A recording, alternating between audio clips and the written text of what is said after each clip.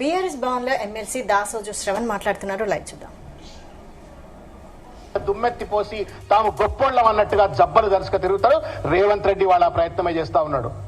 కేసీఆర్ గారికి నీళ్ల పట్ల చిత్తశుద్ధి ఉండదా? నోట్తో నవ్వరు, ఇంకా దేంతో నవ్వుతారు ఎవరు నీ మాట చెప్తే. బుద్ధి జ్ఞానం ఉండాలండి. కేసీఆర్ గారికి నీళ్ల పట్ల చిత్తశుద్ధి ఉండదా? కేసీఆర్ గారికి నీళ్ల పట్ల చిత్తశుద్ధి లేకపోతే తెలంగాణకి ఇట్లా అవుతుందా? కేసీఆర్ గారికి నీళ్ల పట్ల చిత్తశుద్ధి లేకపోతే, సాగునీటి రంగంపై చిత్తశుద్ధి లేకపోతే, తెలంగాణ ప్రజలకు ఉన్నటువంటి ఒక భూములను సస్యశ్యామలం చేయాలని ఒక కట్టుబాటు లేకపోతే, national average 57.3 cultivable area irrigated land కనుక చూసుకున్నట్టయితే నేషనల్ యావరేజ్ 57.3 ఉంటే, తెలంగాణ ఇన్ ద ఇయర్ 21-22 86.1%. ఈ పెద్ద మనిషి రేవంత్ రెడ్డి అధికారంలోకి వచ్చినాక అది కాస్త 2% తగ్గింది. వాళ్ళ పాలమూరు జిల్లా అన్నం తిన్నోడి కృతజ్ఞత ఉండాలి. పాలమూరు రైసే తింటుండ అనుకుంటా రేవంత్ రెడ్డి.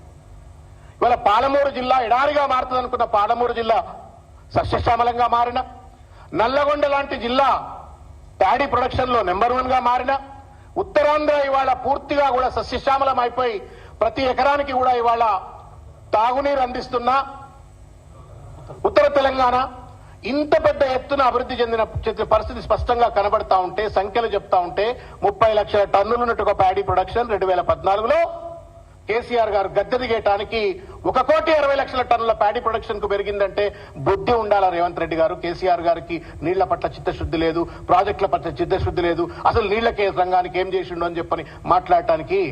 అన్నం తింటున్నారా, గడ్డి తింటున్నారా? ఒకసారి మానవత్వంతో, విజ్ఞతతో, విచక్షణతో మాట్లాడని చెప్పని నేను కోరుకుంటా ఉన్నాను. ఇవాళ కేసీఆర్ గారు ఏమన్నారు? గోదావరి జలాలు దాదాపు 3,000 టీఎంసీ సముద్రంలో కలిసిపోతా ఉన్నాయి.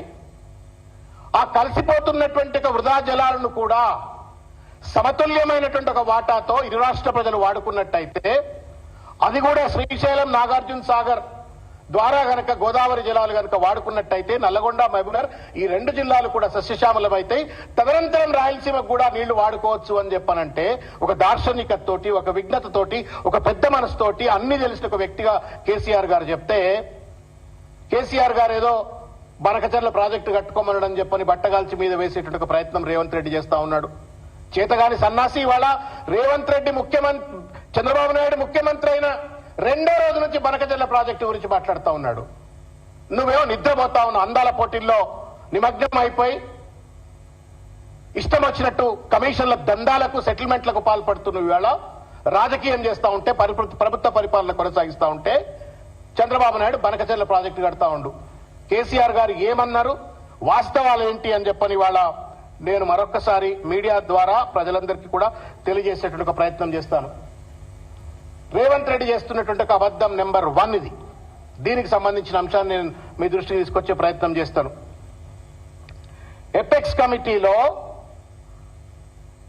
కమిటీ మీటింగ్ ఇది ఎప్పుడు జరిగింది? 2016 21/9 అంటే సెప్టెంబర్ 21 సెప్టెంబర్ 2016 లో జరిగినటువంటి ఒక ఎపెక్స్ కమిటీ మీటింగ్ లో, for the existing ongoing and proposed projects in both the states of Krishna River, more than 1,000 TMC of water is required. ఇప్పుడున్నటువంటి ఒక 2016లో ముచ్చటిది.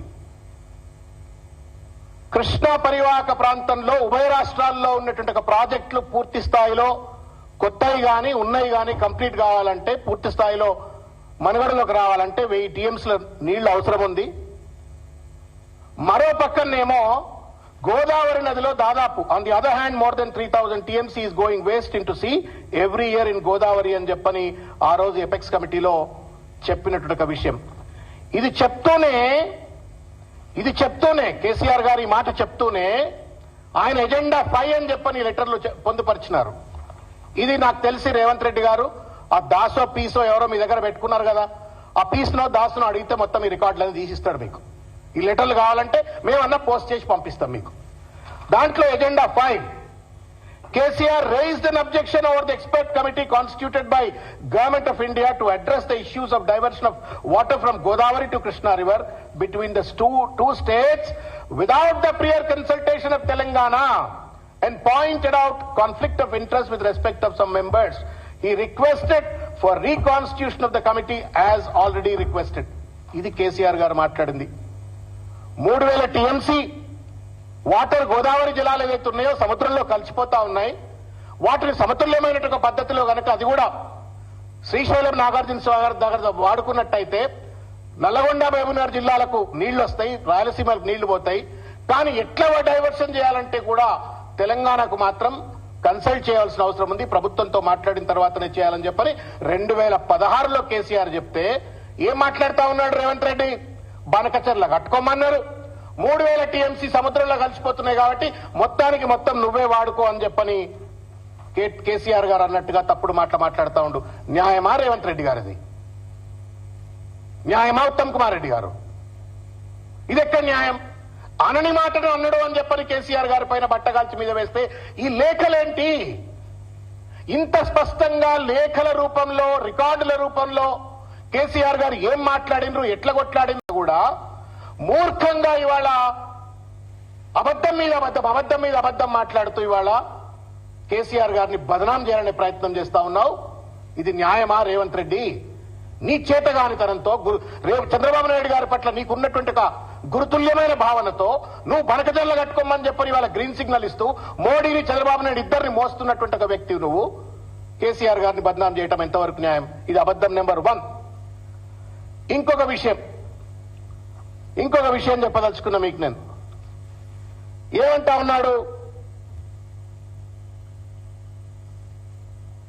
ఆ రోజు 2/10/2020 ఇది కేసీఆర్ గారు రాసినటువంటి ఇంకొక లేఖ.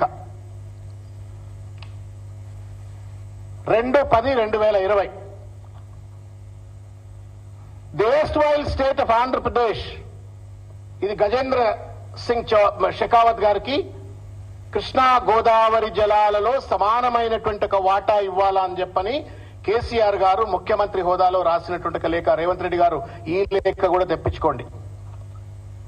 erstwhile state of Andhra Pradesh itself had allocated 65.13% of the Godavari waters to Telangana region. The 3,000 TMC of water flowing into the sea annually can also be used on pro rata basis. అంటే మనకు already కేటాయించినటువంటి ఒక 967